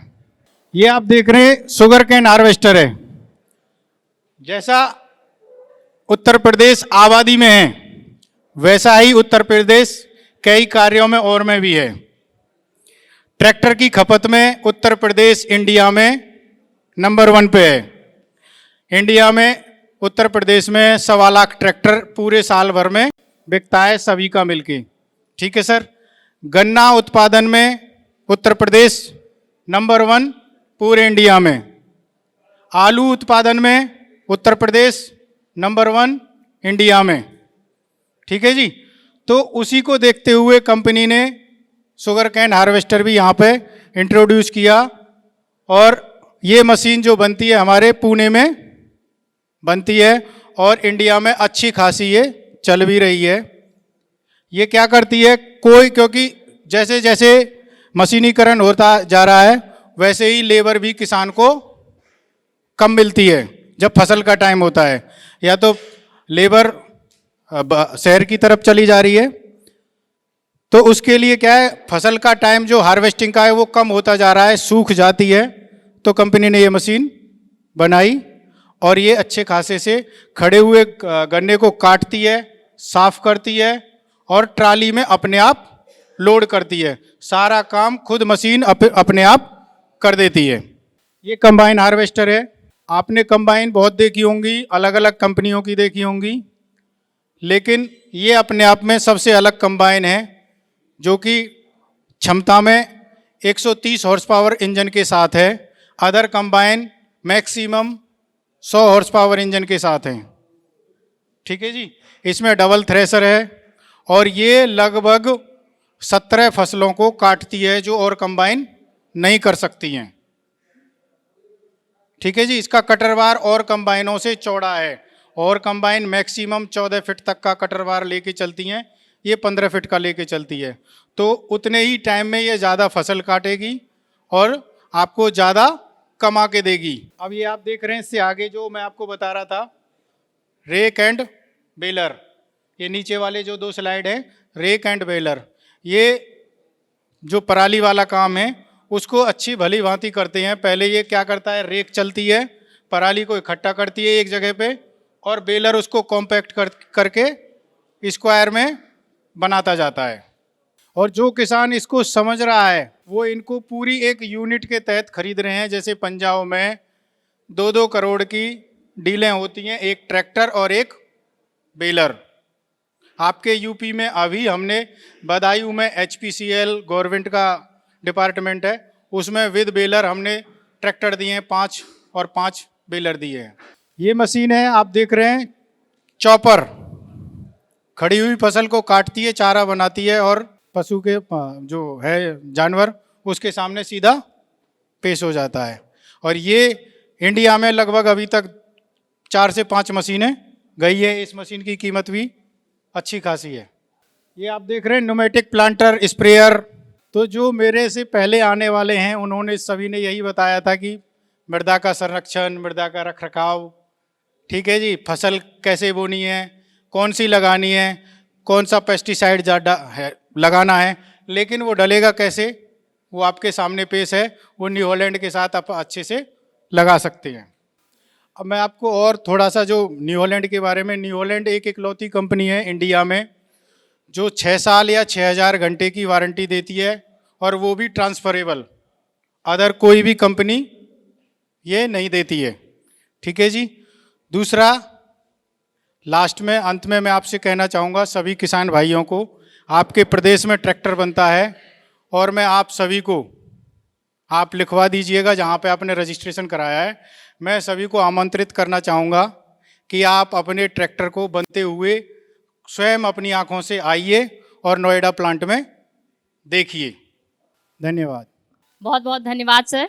मैं चाहूँगी डीडीए सर, कल जो है वो एक कार्यक्रम था जो कि कृषि विज्ञान केंद्र बिजपुरी में था और वहाँ पर AIC इंश्योरेंस के लिए कुछ वैन एक्टिविटी स्टार्ट किया गया है जो है वो एग्रीकल्चर डिपार्टमेंट की तरफ से। तो मैं चाहूँगी कि सर इंश्योरेंस, क्रॉप इंश्योरेंस के बारे में बताएं। उत्तर प्रदेश में क्या योजनाएं चल रही हैं और कौन कौन से क्रॉप में इंश्योरेंस की जो है वो योजनाएं हैं उसके बारे में बताएं प्लीज़। हमारा कल किसान सेवा रथ लगभग 2 साल के बाद फिर से चलना हमने स्टार्ट कराया है। कोरोना काल में बंद हो गया था वो। पिछले 2-3 सालों में जब ये सरकार आई, इसने योजनाओं का निरीक्षण किया तो क्या योजनाओं में काफ़ी समस्याएं थी, काफ़ी चीज़ें बस उन्हीं को मिल पाती थी, जो जानकार ज़्यादा होते थे उन्हीं को मिल पाती थी। फसल बीमा सबसे बड़ा एग्जाम्पल है। मेरे ख्याल से बहुत कम ही किसान ऐसे होंगे जिनका फसल बीमा के साथ अनुभव अच्छा रहा हो। लगभग में सबसे कठिन चीज़ है जो फसल बीमा बता पाना कि ये अच्छी स्कीम है, क्योंकि लोगों को जब भी दिखता है तो एक आंकड़ा दिखता है कि इतना प्रीमियम कंपनी ले गई, इतना ही बांटा। तो ये बीमा को देखने का सही तरीका नहीं है। अगर आप कभी उठा के डाटा देखिएगा, मोटरसाइकिल का बीमा कराते हो, कार का बीमा कराते हो, उन कंपनियों का भी डाटा उठा के देखिएगा तो शायद जितना क्लेम देते हैं वो 1 से 2% होता है। फिर भी जिसकी गाड़ी लड़ती है वो इतना खुश होता है कि भाई मेरा बीमा था। तो ये वही वाला हाल है। आप ये मत देखिए कंपनी कितना प्रीमियम ले गई और कितना उसने बीमा दिया। आप सिर्फ ये देखिए कि जब आपकी फसल में नुकसान हुआ तो आपको क्या मिल रहा है। कल मैंने जिन लोगों को सर्टिफिकेट बांटा उसमें से लोगों को 60,000 और 90,000 रुपये मिला है, और वो सब ऐसे किसान थे जिनको आप भी नहीं जानते होंगे, ना वो जागरूक थे बहुत ज़्यादा, बट उन्होंने बीमा कराया और उस बीमा का सही समय पर इंटीमेशन दिया। मैं कुछ परिवर्तन जो हुआ बीमा कंपनी में मैं आपको बता देना चाहता हूँ। पहले क्या होता था, फसल खराब हुई, अब सर्वे होगा, सर्वे की जो रिपोर्ट जाएगी उसके हिसाब से बीमा मिलना था पहले। और जब पूरा गांव की फसल केवल आपकी फसल चौपट हुई तो लेखपाल कहता नहीं केवल आपकी खराब हुई है, इसमें बीमा नहीं मिलेगा। वो चीज़ बदल चुकी है। अब आप अकेले अपना बीमा जाके करवा सकते हैं। अपनी पॉलिसी आपको मिलेगी, उसमें लिखा होगा आपकी किस रकबे, किस खतरे नंबर का, किस फसल का बीमा है, कितना रुपये प्रीमियम गया है, बैंक ने क्या काटा वो आपको जानने की जरूरत नहीं, क्योंकि आपके हाथ में लिखा हुआ कि कितने रुपये कटा।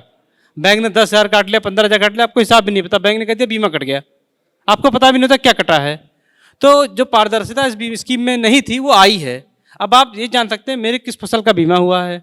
अब बैंक से आप पासबुक लाते तो कहते 2,000 रुपये बीमा कट गया, आपको ये नहीं पता आलू का कटा है कि गेहूं का कटा है कि सरसों कटा है।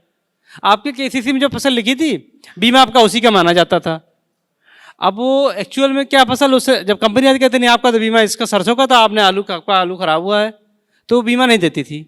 अब आपको पता होगा कि आपका सरसों का बीमा है कि आलू का बीमा है, कितने रकबे का बीमा है, किस खतरे नंबर का बीमा है। तो ये बहुत ज़रूरी कि आप ये जानिए कि आपका बीमा है किस चीज़ का। अभी आपकी पानी बरसा, आपके सितंबर अक्टूबर में काफ़ी बरसात हुई, काफ़ी फसल खराब हुई, सबसे ज़्यादा बाजरे का नुकसान हुआ था। 362 लोगों ने शिकायतें की, 356 को बीमा पैसा मिल रहा है। 356 किसानों का 24,17,000 रुपये सेंक्शन हो गया है। और वो मुझे उम्मीद है, क्योंकि उसमें टेक्निकल प्रॉब्लम ये है कि राज्य सरकार भी प्रीमियम देती है, जो किसान देता है वो 1.5% है, उसके बाद करीब उसका 3 से 4% गवर्नमेंट देती है उनको, और वो गवर्नमेंट का हिस्सा भी पहुंचा नहीं था उनके पास, वो पहुंच गया है, इसलिए अब जल्दी से वो पैसा मुश्किल से मुझे लगता है हफ्ते 10 दिन में पैसा 24 लाख रुपए आ जाएगा। उसके बाद जो आपके गांव में लेखपाल क्रॉप कटिंग करते हैं, आप शायद जानकारी हो कि लेखपाल जाता है, एक फसल कटवाता है, एक तिकोना बना करके वो त्रिभुज 10 बाई 10 बाई 10 मीटर का एक त्रिभुज बनाता है और काटता है, उसको तौलवाता है। तो मेरी सलाह ये रहेगी, आप लोग जब भी गाँव के जागरूक किसान हैं, वो क्रॉप कटिंग जब आपकी फसल कटने वाली तो उस समय होती है, उस समय थोड़ा सा आंखें खोलिए, और लेखपाल जब क्रॉप कटिंग करने आए तो जो वास्तविक उत्पादन आता लेखपाल को इंसिस्ट करिए कि वही लिखे। मेरी भी ड्यूटी 2-3 गांव में लगी थी, मैंने उपज कम करवाई है। वो बाजरे का उत्पादन 40 कुंटल से ऊपर दे रहे थे वो हेक्टेयर में, मैंने उसको कम करवाया है। मैंने 27-28 कुंटल, जब मैंने एक्चुअली उसको कराया जाँच तो 28 कुंटल के आसपास बाजरा हेक्टेयर में उसका हो रहा था। तो क्या होता है कि जो वो लेखपाल जो उत्पादन देता है, अगर वो आपके ज़िले के औसत उत्पादन से कम है तो जो अंतर आएगा, मान लीजिए आपके गेहूं का औसत उत्पादन आगरा में 40 कुंटल पर हेक्टेयर है, अगर आपका उत्पादन 30 कुंटल पर हेक्टेयर आया उस गांव का, तो उस गांव में जितने लोग को बीमा है उन लोगों को 10 कुंटल के हिसाब से पैसा मिलेगा, जितना उनका रकबा होगा। और यही जो बीमा में कल होता है, 4,514 किसानों को जो धनराशि मिली है वो इसी अंतर की मिली है कि जो गेहूँ पतला हुआ था पिछले साल, आप लोग गर्मी में ज़्यादा पड़ी थी मार्च में, तो आप लोग तो किसान लोग जान रहे होंगे, जो गेहूँ पतला हो गया था तो पैदावार हमारी वजन में कम हो गई थी। तो जो वजन का कम होता है वो डिफरेंस कंपनी ने दिया है। और उम्मीद रखिए इस बार बाजरे में अगर लेखपालों ने सही कटिंग करी होगी तो कम से कम 1.5 से 2 करोड़ रुपये जिले में फिर से आएगा। भी जो भी अभी उसके 28 नवंबर तक उसके आंकड़े मांगे गए थे निदेशालय के द्वारा, निदेशालय उसके बीमा कंपनी भेजेगी, उसके बाद तो पैसा आएगा। थोड़ा सा लेट आता है क्रॉप कटिंग के आधार पर, क्योंकि फसल कटने के बाद रिकॉर्ड यहाँ से जाता है, फिर निदेशालय जाता है, फिर वहाँ से आता है। तो मैं यही कहूँगा बीमा जरूर कराइए। हो सकता है 2-3 साल 4 साल को कुछ ना मिले, लेकिन अगर 1 साल मिलेगा तो 5-10 साल 15 साल का हिसाब बराबर कर जाएगा। 95,000 रुपये उसको मिला है, 95,000 रुपये उसका अगर बीमा कराएगा उस फसल का, तो उस 95,000 रुपये 10 से 15 साल का बीमा करा सकता है वो आदमी। तो मैं यही कहूँगा बीमा बहुत अच्छी स्कीम है। जो भी डाउट हो आप हमसे संपर्क करिए, हम उसको डाउट को दूर करेंगे। अगर आपने बीमा कराया, आपकी फसल खराब हुई, उसको जिलाने की जिम्मेदारी कृषि विभाग की है, मैं इसकी जिम्मेदारी लेता हूँ। हाँ, पहले समस्याएँ थी तो वो समस्याएं अब नहीं है। एक तो हो गई फसल बीमा की बात। फसल बीमा सप्ताह चल रहा था, मैंने 31 दिसंबर लास्ट डेट है। आपको जिस फसल का बीमा कराना आप सीधे बीमा कंपनी से करवा सकते हो, बैंक करे ना करे। ये तो हो गई बीमा की बात। बाकी किसान सेवा चले आप सभी स्कीमें देखेंगे। दूसरा, आलू की बात हो रही, मैं आपको बताना चाहूँगा, आलू लगाने के लिए पोटैटो प्लांटर और पोटैटो डिगर दोनों की बुकिंग 8 तारीख को आगरा में होगी। जो किसान लेने के इच्छुक हैं वो UP-agriculture.com पे जाकर के अपना टोकन काट सकते हैं। आपको 50% तक की छूट उसमें मिल सकती है यंत्र खरीदने पर। ध्यान रहे कि आपका जो बिल होगा वो टोकन कटने के कंफर्म होने के बाद का बिल होना चाहिए। बहुत बहुत धन्यवाद सर। सर ने कुछ चीज़ें बताई जैसे कि विवेकपूर्ण इस्तेमाल, जुडिशियस यूजेस ऑफ एग्रोकेमिकल, कि जैसे भी करना है डायरेक्शन फॉर यूज़ कैसे आपको इस्तेमाल करना है उसका आप ध्यान रखें। इसके अलावा जो है वो इन सीटू मैनेजमेंट की सर ने बात की, तो उत्तर प्रदेश में 80% 50% तक जो है वो सब्सिडी है गवर्नमेंट की तरफ से बहुत सारे एग्रीकल्चर इम्प्लीमेंट पे, उसका आप लाभ उठा सकते हैं। बहुत सारे किसान जो है वो लाभ उठा रहे हैं। मैं अभी जो है वो सवाल जवाब पे आती हूँ। आप लोगों की कोई समस्या हो आज के डिस्कशन में, कोई समस्या, तो आप एक एक करके आगे आके सवाल पूछ सकते हैं। कोई समस्या हो आज के डिस्कशन में, अगर कुछ ना समझ में आया है तो। भाइयों, मैं आपके ही पड़ोसी गांव कुंडोल से हूँ, अशोक आर्य मेरा नाम है, और लगातार मैंने किसान संगठन में काम किया है। इस जिले का किसान यूनियन का जिले का अध्यक्ष भी रहा हूँ। सबसे पहले किसान चौपाल के अवसर पर एक अच्छा प्रयास है, और इससे अच्छा प्रयास कोई हो नहीं सकता। किसान चौपाल के अवसर पर उत्तर प्रदेश एग्रीकल्चर विभाग के डिप्टी डायरेक्टर मैं समझता हूँ हमारे बीच में मौजूद हैं, और डिप्टी डायरेक्टर हॉर्टिकल्चर भी हमारे बीच में मौजूद हैं, और उनके साथ साथ उनसे संबंधित जो विभाग हैं उनके जो संबंधित अधिकारी और कर्मचारीगण आए, उन सभी का मैं अपनी तरफ से क्षेत्र के लोगों की बहुत बहुत हार्दिक और स्वागत करता हूं, अभिनंदन करता हूं। और निश्चित रूप से ये कहना चाहता हूं, मैं कोई शिकायत नहीं करना चाहता, एक सुझाव है मेरा। इस तरह के जो किसान चौपाल और इन मेलों का जो आयोजन होता चला रहा है, काफ़ी समय पहले तो पहले शहरों में होता था। शहरों में जब होता था तो हम लोग मंच पर जा कर के कहते थे, सुझाव देते थे कि ये कार्यक्रम गाँव में होने चाहिए, और धीरे धीरे ये कार्यक्रम और ये आपके प्रयासों से, अधिकारियों के प्रयासों से गांव में होने लगे, जहां इनकी आवश्यकता थी और ज़रूरत थी। तो इसके लिए मैं बहुत बहुत बधाई देना चाहूँगा। और एक सुझाव मैं ये देना चाहूँगा, इस तरह के कार्यक्रम जिले भर में के गाँव में देहात में जो होते हैं वो हर समय प्रतिवर्ष स्थान चेंज करके होने चाहिए। इस बार भरौली कटारा है तो कभी कुंडौर, तो कभी भरौली हहीर, तो कभी कुआ खेड़ा। इस तरह से अगर इस तरह के कार्यक्रम होंगे, निश्चित रूप से प्रचार प्रसार इसका अच्छा होगा, पब्लिसिटी अच्छी होगी और लोगों को जानकारी मिलेगी। जानकारी के साथ साथ लोग इसका पूरा लाभ ले सकेंगे। यही सुझाव मैं देना चाहता था। इसी के साथ एक बार पुनः आप सभी किसानों का, सम्मानित बुजुर्गों और नौजवान साथियों को सभी का स्वागत। बहुत बहुत धन्यवाद। बहुत बहुत धन्यवाद सर। सर आपने कहा कि ऐसे कार्यक्रम जो दिल्ली बॉम्बे में होता था उसको गांव तक ले जाने के लिए, तो ग्रीन टीवी का भी यही मकसद है कि मैंने बहुत सारे कॉन्फ्रेंसेज और अटेंड कर रखा है, कश्मीर टू हैदराबाद, और मेरा यही मकसद था कि किसानों के बारे में बात तो हो रहा है लेकिन उस बीच में किसान नहीं है, तो क्यों ना हम किसानों के बीच जाके जो है वो जागरूक कार्यक्रम करें। और आप लोगों का बहुत बहुत धन्यवाद जो आप जो है वो हम लोगों का सहयोग कर रहे हैं। हमारे कोई और समस्या, आप लोगों कोई और समस्या है अगर तो, और कुछ सर्टिफिकेट है तो मैं डिप्टी डायरेक्टर हॉर्टिकल्चर सर से निवेदन करना चाहूँगी कि सर आप मंच पे आएँ। लाखन सिंह त्यागी सर हैं, सजय सिंह जी बांस महापत, रवजान सिंह जी, खजान सिंह जी, बस हाँ, और हमने बांट दी। बहुत बहुत मुबारक हो जिनको सर्टिफिकेट मिला। अभी हम क्विज भी करेंगे, लेकिन उससे पहले जो है वो डिप्टी डायरेक्टर हॉर्टिकल्चर सर हैं हमारे साथ, कौशल कुमार नीरज सर। मैं सर से निवेदन करना चाहूँगी कि सरकारी योजनाएं उद्यान विभाग की तरफ से कौन कौन सी है उसके बारे में जो है वो हमारे दर्शकों को जानकारी दें। सर जो योजनाएं हैं उसके बारे में। बहुत बहुत धन्यवाद। आप सभी का स्वागत है इस कार्यक्रम में। हमारे धानुका कंपनी से आए हुए ग्रीन टीवी का मैं बहुत आभारी हूँ, जिन्होंने हमारे आलू के, एक तरह से हम आलू की राजधानी कहते हैं, आलू की राजधानी में अगर आलू की बात हो रही है और आलू की समस्याओं पे बात हो रही है तो ये बहुत सौभाग्य का विषय है और एक ग्रीन टीवी का एक अच्छा प्रयास है। जैसा कुछ ही समय पहले हम लोगों को पता चला कि इस प्रकार का आयोजन कराना चाह रहे हैं लोग, तो हम लोगों ने सहर्ष से इसको स्वीकार किया और एक ऐसे वेन्यू का चयन किया गया जो जिससे किसानों के खेतों तक भी जाया जा सके और किसान आसानी से यहाँ पे आ भी सके हैं। इस क्रम में जैसा कि अभी मुझसे अपेक्षा की गई कि विभाग की योजनाओं के बारे में बताया जाए, तो चूंकि विषय आलू है तो आलू के क्षेत्र में हम संक्षेप में बताना चाहेंगे, फिर योजनाओं के बारे में बता देंगे। आलू जो हम कुछ दिनों पहले तक, हो सकता है कि 2000 से पहले आगरा में बहुत कम एरिया रहा होगा, लेकिन आज एरिया बढ़ के बहुत ज़्यादा हो गया है और आज हम पूरे प्रदेश में नंबर 1 हैं। मैं समझता हूं कि भारत का कोई भी डिस्ट्रिक्ट इतने बड़े क्षेत्रफल में आलू उत्पादित नहीं करता है। जाहिर सी बात है कि समस्याएं भी सबसे ज़्यादा यहाँ पे आलू की सामने यहीं पे आती हैं, ये स्वाभाविक भी है। लेकिन हम लोग जो एक टीम है, कृषि विभाग है, हमारा प्लांट प्रोटेक्शन डिपार्टमेंट है, अभी पीपीओ साहब भी बोल रहे थे, कृषि विज्ञान केंद्र है, हॉर्टिकल्चर डिपार्टमेंट है, ये सारे लोग और एडमिनिस्ट्रेशन हमारा बड़ा संवेदनशीलतापूर्वक समस्याओं को टैकल करता है और उसको समाधान करने का प्रयास करता है। ये सतत प्रक्रिया है, हमारी दिशा सही होनी चाहिए, हम लोग उसी दिशा में चल रहे हैं कि चीज़ों के समाधान करने में अपनी सार्थक भूमिका निभा सकें।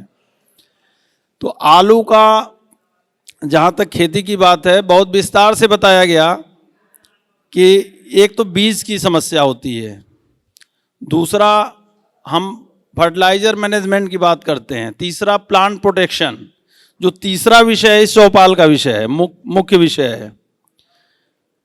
इसमें प्लांट प्रोटेक्शन में कीट, रोग, नेमेटोड, खरपतवार, ये सब कैसे इसको नियंत्रित करें, शत्रु हैं हमारी फसल के, और जब हम शत्रुओं पे नियंत्रण करेंगे तभी हम अपना कार्य ठीक प्रकार से कर पाएंगे। कई प्रजातियां ऐसी हैं विकसित हो चुकी हैं कि जिसमें बीमारियां कम लगती हैं। आपने लेट ब्लाइट ऑफ पोटैटो, आलू का पचेती झुलसा नाम सुना होगा। आयरलैंड में जो 1843 में एक भुखमरी आई थी, पूरा आयरलैंड बर्बाद हो गया था। इसको कहते हैं फेमिन ऑफ आयरलैंड। आयरलैंड एक देश है जहाँ पे आलू बहुत प्रमुखता से बोया जाता है बहुत पहले से, और वहाँ पे इतना बड़ा अकाल पड़ा था कि पूरी की पूरी आलू की फसल जंगल की आग की तरह नष्ट हो गई थी, वो लेट ब्लाइट ऑफ पोटैटो के कारण।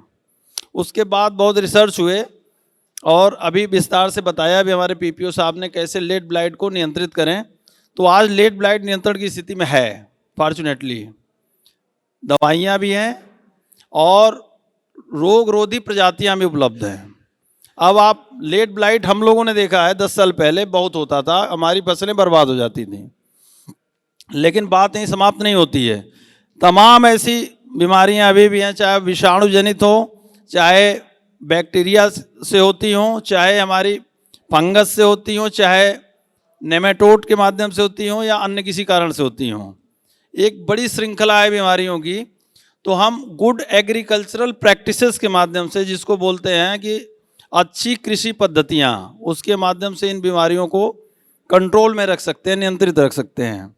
जैसे जो आप मिट्टी का ठीक प्रकार से शोधन करें, रोग रोधी प्रजातियों का प्रयोग करें, खरपतवार नियंत्रण, अभी डीडी एग्रीकल्चर साहब बता रहे थे ड्रिप और स्प्रिंकलर सिस्टम की महत्ता को। ड्रिप और स्प्रिंकलर सिस्टम से सिंचाई करें। एकीकृत नाशी जीव प्रबंधन, इसका मूल बात यह है कि तब तक आप पेस्टिसाइड न डालें जब तक कि नुकसान ज़्यादा ना हो जाए। उसमें बायोपेस्टिसाइड का प्रयोग करें। फसल चक्र का बहुत महत्व है। ये सब बातें मैं समझता हूँ विस्तार से बताई जा चुकी हैं, मैं इसका दोहराव नहीं करूँगा, बस एक बार याद दिलाना चाह रहा था। और रह गई योजनाओं की बात, तो योजनाएं हमारी 3-4 योजनाएं मुख्य हैं। एक तो एकीकृत बागवानी विकास मिशन योजना, MIDH योजना, जिसमें फल, पुष्प, साग भाजी, मसाले की खेती, इसको बढ़ावा देने के लिए स्कीमें संचालित हैं। 50% तक अनुदान है। ऑनलाइन पंजीकरण के माध्यम से आप पंजीकरण करा सकते हैं और DBT के माध्यम से आपको सब्सिडी दी जाती है। इसके अलावा संरक्षित खेती, पॉली हाउस लगा सकते हैं, पैक हाउस बना सकते हैं, मधुमक्खी पालन कर सकते हैं, मशरूम की खेती कर सकते हैं। ये सारी योजनाएं सब पे सब्सिडी है और ऑनलाइन पंजीकरण के माध्यम से उद्यान विभाग संपर्क करके इसका लाभ ले सकते हैं। इसके अलावा पर ड्रॉप मोर क्रॉप, जिसमें ड्रिप और स्प्रिंकलर विधि से सिंचाई की योजना है, बहुत महत्वाकांक्षी योजना है। माना जाता है कि प्रारंभिक वर्ष में लागत ज़्यादा आती है। कोई भी चीज़, जैसा डीडी एग्रीकल्चर साहब ने बड़ा, मैं सुन रहा था, ठीक कहा इन्होंने कि कोई भी चीज़ जब तक आपको तो उसकी उपयोगिता नहीं पता है लेकिन उपयोगी है तो सरकार उस प्रकार की स्कीमें लॉन्च करती है। अब 15 में से 13 विकासखंड ऐसे हैं कि जो खराब जल स्तर से या क्रिटिकल लेवल से जूझ रहे हैं। यहाँ पे आगरा में सभी को पता है कि भूजल स्तर बहुत खराब स्थिति में है, वाटर टेबल बहुत नीचे जा चुका है। आने वाली जनरेशन के लिए पानी का घोर संकट आने वाला है। हमें भी जागना होगा। सरकार अपने प्रयास कर रही है लेकिन हमें भी अपने प्रयास करने होंगे, क्योंकि संकट हमारी आने वाली पीढ़ी को झेलना पड़ेगा। तो सरकार का एक छोटा सा प्रयास है, एक लिमिटेड टारगेट होते हैं, सबको तो नहीं कर सकते, लेकिन प्रथम आवक प्रथम पावक के तर्ज पे पर ड्रॉप मोर क्रॉप में ड्रिप और स्प्रिंकलर लगाने के लिए अभी भी आवेदन कर सकते हैं आप लोग। अभी हम लोग एक गांव में गए थे, एक IAS अधिकारी थी डॉक्टर पूजा गुप्ता जी, उन्होंने भी देख करके, अभी आपके बीच में श्री खजान सिंह जी हैं, आपके खेत का निरीक्षण करके हम लोग आ रहे हैं और स्प्रिंकलर चलते हुए वहाँ पे, और फसल बगल की फसल से कंपैरिजन भी कर सकते हैं कि अच्छा इम्प्रूवमेंट है। तो कृषि का एक सिद्धांत है कि learning by doing, seeing bye believing. अगर आप करके सीखोगे तो ज़्यादा बढ़िया सीखोगे। तो यहाँ पे वो किसान हैं, आप उनसे भी बात कर सकते हैं, अनुभव ले सकते हैं।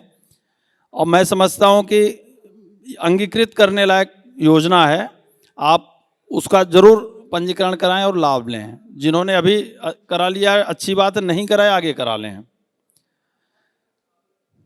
उसमें कम मतलब 10 से 30% तक पानी की टोटल सिंचाई में, वाटर टेबल का 80% जल हम सिंचाई में यूज करते हैं, 80 से 85% हमारा भूगर्भ जल का। और इस पद्धति से मात्र 10 से 20% में आप पानी खर्च करते हैं और सक्सेसफुली फसल उत्पादन कर लेते हैं। तो ये अच्छा है ना।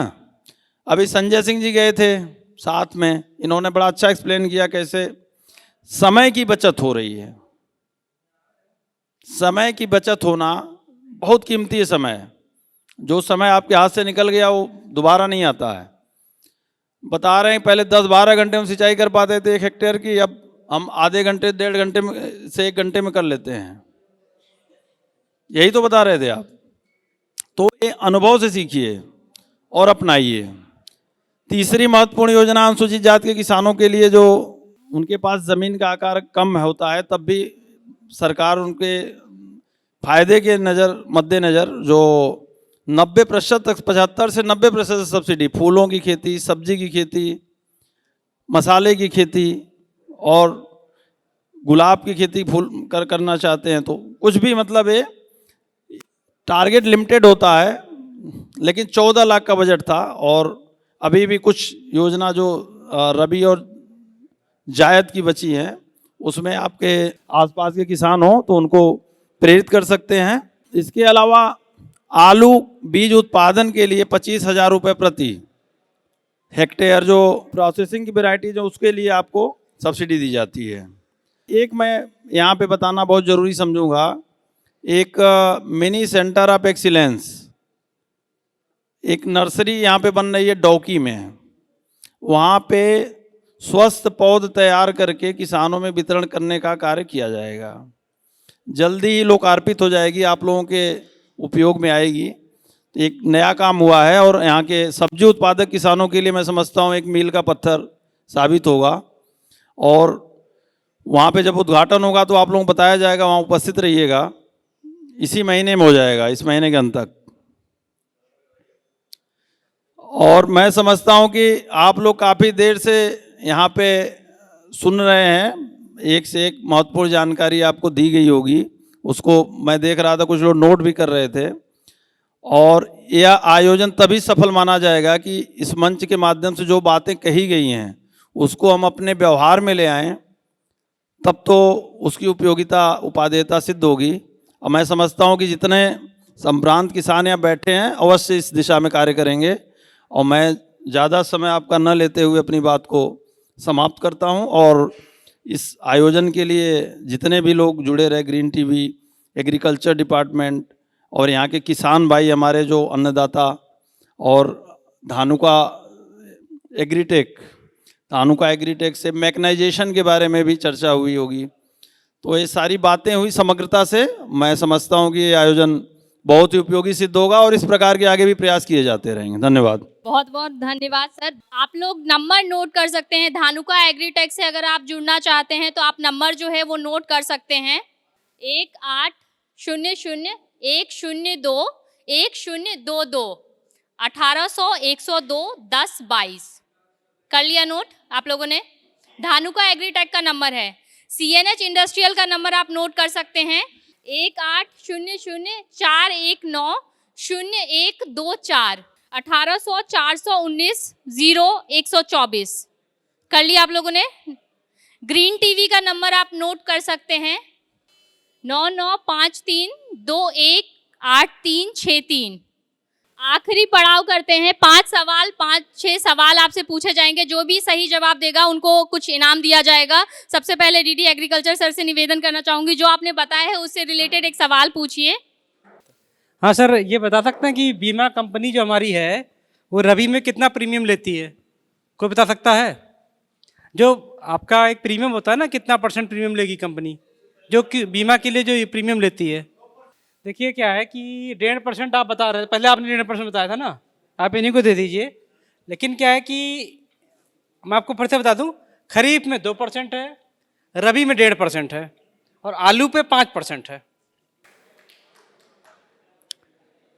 दूसरा सवाल हॉर्टिकल्चर, डीडी हॉर्टिकल्चर सर मैं आपसे निवेदन करना चाहूंगी। प्याज की पौध, चूँकि मैं हॉर्टिकल्चर पे ही आता हूँ, फोकस करता हूँ, प्याज की पौध लगाने का सबसे उचित टाइम क्या, मतलब कितने दिन की होनी चाहिए ट्रांसप्लांटिंग के लिए, रोपण के लिए? कई हफ्ते में लगाते हैं? हफ्ता बताइए, कई हफ्ते में तैयार हो जाए? आपने तो इनको मिलेगा।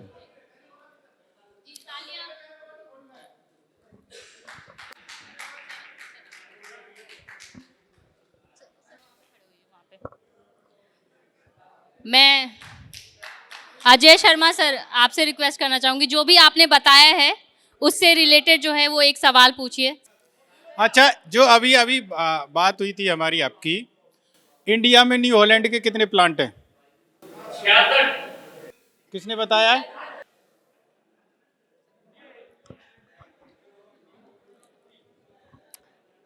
तालियां। सुबोध गुप्ता सर। एक सवाल एक एक करके, नहीं तो चीटिंग हो जाएगी। आंसर आपको पता होगा, कोई और इनाम लेके जाएगा। सर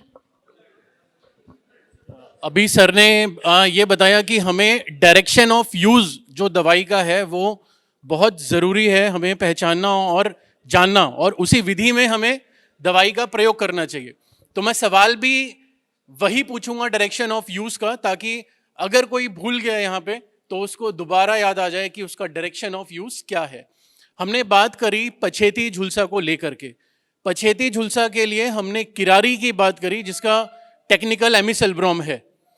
इसका यूज करने का जो डोज है प्रति एकड़, जो हम 150 लीटर, अभी नहीं, रुक जाइए, एक सेकंड। आपने सबसे पहले हाथ खड़ा किया, एक बार आप खड़े हो जाएं, आप बताएं कि इसका डोज और पानी कितना हमें इस्तेमाल करना है। 200 ml का डोज है और पानी कितना यूज करें? आपने दे दिया जवाब, आ जाइए आप। तो सभी के लिए एक बार पुनः डायरेक्शन ऑफ यूज में बता दूं, 200 ml प्रति एकड़ 150 लीटर पानी में इसका इस्तेमाल करना है। धन्यवाद। सर उधर दे।